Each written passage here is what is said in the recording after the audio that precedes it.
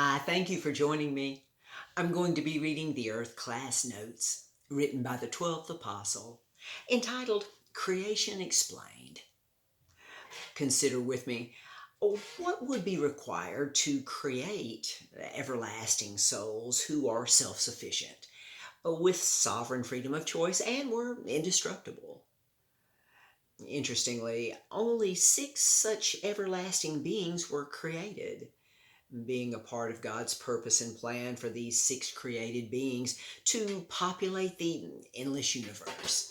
And they are in the process of doing so, just as we are a result of this process being begotten by our parents, just as we have continued the process as well.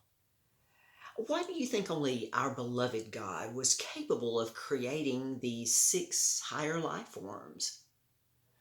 Upon a close analysis of this question, it becomes obvious that just as in eternity past, God Himself, along with the energy produced by His thoughts, the open space around Him, and certain eternal laws, this was the totality of everything that had ever existed until God began His creative acts. Will God ever create anyone else? No. But why? Because this is not within His plan. He desires to give us the honor to beget our likeness, as He and His beloved Son, who God did not create, will beget their likeness as well. Remember, God did not create you and I. Our mortal parents begot us through a sexual union that used the genetic material correctly positioned for your conception and development. Therefore, we don't create life, we simply share the necessary ingredients to conceive life. Please do not blame God for lives conceived that were not wanted, for God did not create these lives.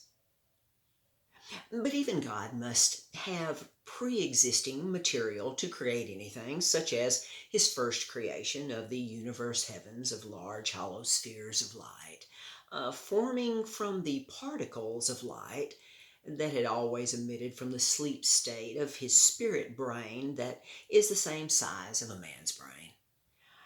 He would much later create a man in His image, after His dreams of having others like Him to love and be loved by, causing him to awaken from his continual sleep, never to sleep again. Remember, matter cannot be destroyed, only changed through the basic law of cause and effect. Therefore, all matter came from God, but that does not mean that God created all things. Now, using your unlimited ability, believe to see the tiny particles of light producing beautiful colors and used by God according to His will and purpose. In your understanding of this truth, you can see how spirit matter functions for the purpose and glory of our one and only great God, our great God of light and love. And this is Creation Explained. Until next time.